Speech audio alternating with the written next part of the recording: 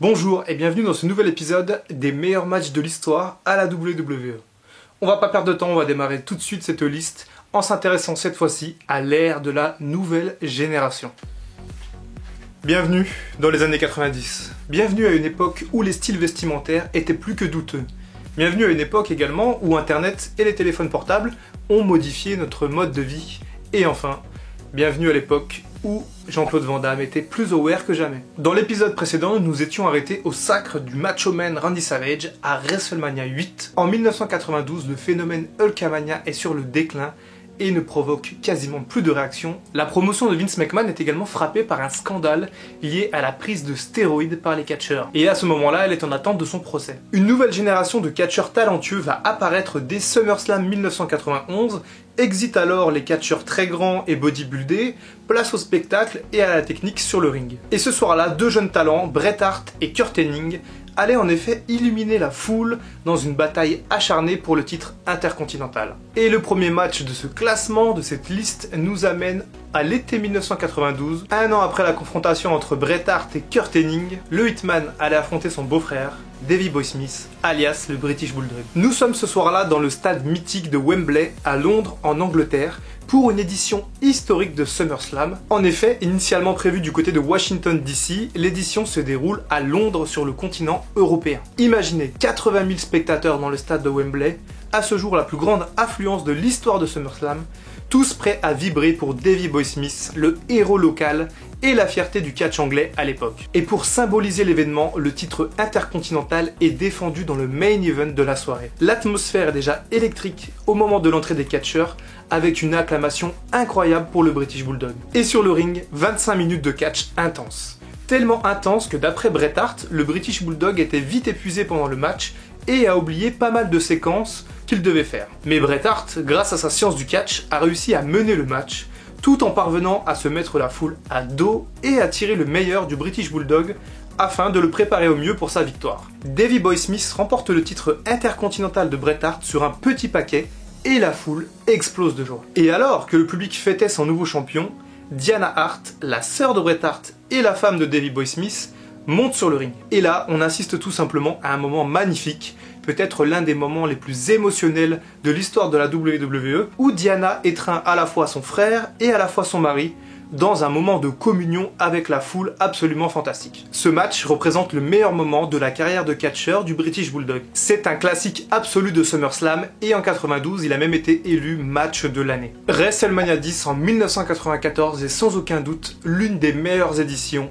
du plus grand des shows. Durant la soirée du 20 mars 1994, le Madison Square Garden de New York allait voir briller plusieurs étoiles dans la même soirée. Et parmi ces étoiles, l'une d'entre elles en particulier va attirer toute l'attention. Pour le 10e anniversaire de WrestleMania, Shawn Michaels va illuminer le monde de son talent sur le ring et de ses capacités athlétiques. En septembre 1993, Shawn Michaels, alors champion intercontinental et en pleine rivalité avec Kurt Hennig, doit laisser le titre vacant après une suspension reçue par la fédération. Razor Ramon, aussi connu comme étant Scott Hall à la WCW, devient alors champion intercontinental et une rivalité se lance dès le retour du Heartbreak Kid. Et cette rivalité va déboucher sur un match de l'échelle à WrestleMania 10. Et contrairement aux idées reçues, ce n'est pas le premier match de l'échelle dans l'histoire de la WWE. En effet, le premier match de la sorte était une confrontation entre Bret Hart et Shawn Michaels en juillet 1992, mais bien qu'il ait été filmé, ce match n'a jamais été diffusé par la WWE. Et concernant le match de WrestleMania 10,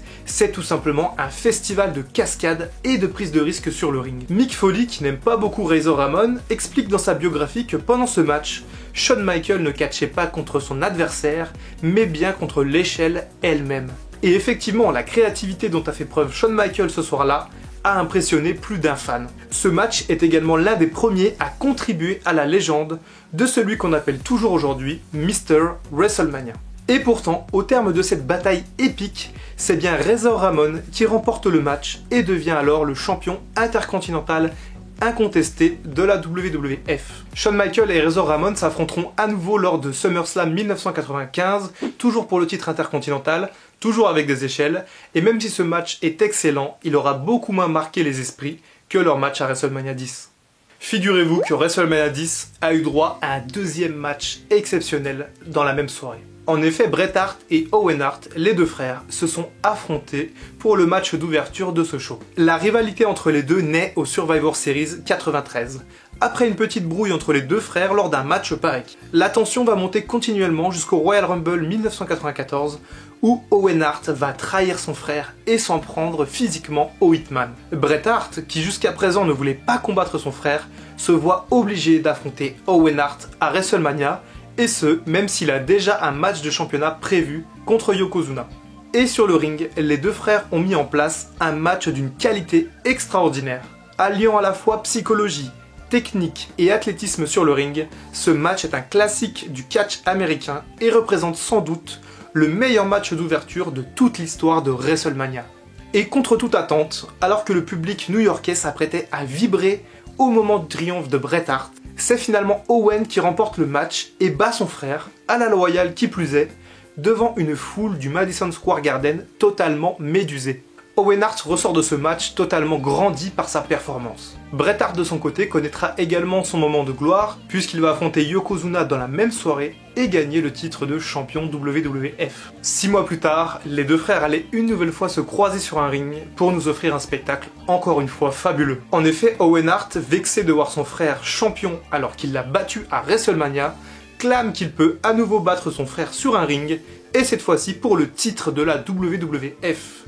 Bret Hart, quant à lui, était revanchard et souhaitait laver son honneur en battant son frère sur le ring. Et cette fois-ci, le titre majeur de la promotion allait se décider dans un match en cage à SummerSlam 1994. Et bien que l'affiche soit incroyable, ce match n'allait pas être en main event puisque le dernier match de la soirée proposait un match entre l'Undertaker et son alter ego. Owen Hart allait-il enfin gagner le titre de champion du monde? Qui plus est, en l'arrachant des mains de son frère Bret.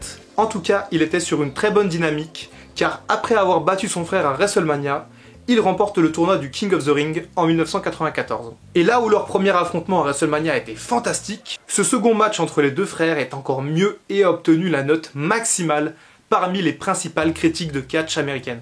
À nouveau une véritable démonstration technique, avec encore une fois un aspect psychologique très important durant le match, et une foule en délire total.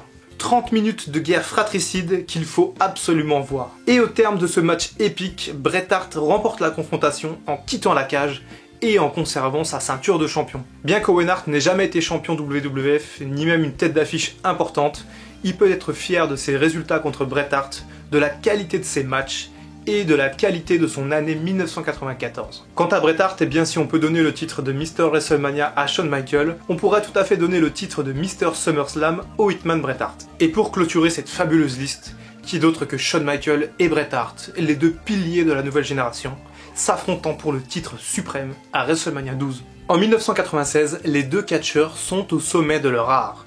Shawn Michaels remporte le Royal Rumble 96 et contrairement à l'année précédente où il gagne le Rumble match mais où il échoue à WrestleMania 11 contre le champion Diesel, alias Kevin Nash à la WCW, Shawn Michaels s'avance cette fois-ci vers WrestleMania 12 déterminé à récupérer son premier titre de champion du monde. Annoncé comme le premier Iron Man match de l'histoire, Bret Hart et Shawn Michaels doivent se battre pendant une heure entière sur le ring. Et le vainqueur de ce match serait celui qui aurait eu le plus de chutes sur son adversaire. Un tombé de 3 équivalait à un point. Et comme pour leur match des Survivor Series 92, les deux catcheurs allaient prouver au monde entier qu'ils s'entendaient très bien dans un ring et qu'ils étaient capables de grandes choses. Ce match symbolise une démonstration technique et une démonstration d'endurance pendant plus d'une heure. Bret Hart domine globalement la rencontre et un match nul est déclaré à la fin des 60 minutes de match. En effet, aucun catcheur n'a réussi à clouer les épaules de son adversaire pour le compte de 3. Bret Hart quitte alors le ring avec son titre, mais les officiels annoncent que le match doit reprendre avec la règle de la mort subite. Shawn Michaels trouve une ouverture au bout de quelques minutes, assène son switching music à Bret Hart et remporte son tout premier titre de champion du monde. Bien qu'il soit légendaire, ce match n'est pas forcément considéré comme l'un des meilleurs de l'histoire parce qu'il était un petit peu trop long, effectivement plus de 60 minutes, et parce qu'il n'y a pas eu de tombée lors de la première heure de combat. Il existe donc deux écoles pour ce match, ceux qui l'adorent et ceux qui le détestent. Voilà, cette liste s'achève, mais finalement, qu'est-ce qui définit cette nouvelle génération? Eh bien, cette courte période dans l'histoire du catch américain était en fait une véritable période de transition entre deux ères majeures, à savoir l'âge d'or dont j'ai déjà parlé dans l'épisode 1 et l'Attitude Era qui arrivera à partir de 1997. Cette ère a en fait été le véritable catalyseur d'un changement dans le monde du catch où les petits gabarits très techniques ont pris la place dans les main events à la place des grands costauds, des grosses superstars des années 80. On a également pu voir que de jeunes talents comme Shawn Michaels et Bret Hart ont explosé et ont participé à la mise en avant du titre intercontinental qui durant cette période était presque aussi prestigieux que le titre de champion WWF. Enfin, la fin de la nouvelle génération va permettre à un talent en particulier d'éclore, un talent très spécial qui va changer l'histoire du catch à tout jamais. Et le prochain match dont je vous parlerai pour ouvrir l'épisode 3 est probablement l'un des matchs les plus importants de l'histoire de la WWE. Merci d'avoir suivi cette vidéo jusqu'au bout, on se retrouve très vite pour l'épisode 3 qui sera consacré du coup à l'Attitude Era, il y aura beaucoup de choses à dire sur ça, donc soyez présents. En attendant, n'hésitez pas à me suivre sur les réseaux sociaux, je suis pas mal actif sur Twitter, sur Instagram, je fais des petits sondages, des petits coulisses de tournage, donc n'hésitez pas à me rejoindre. Et comme ça, vous pourrez même m'aider pour le choix de ma prochaine tenue. En attendant, prenez soin de vous et soyez sages. C'était le Dr Wrestling, à très bientôt pour une prochaine vidéo.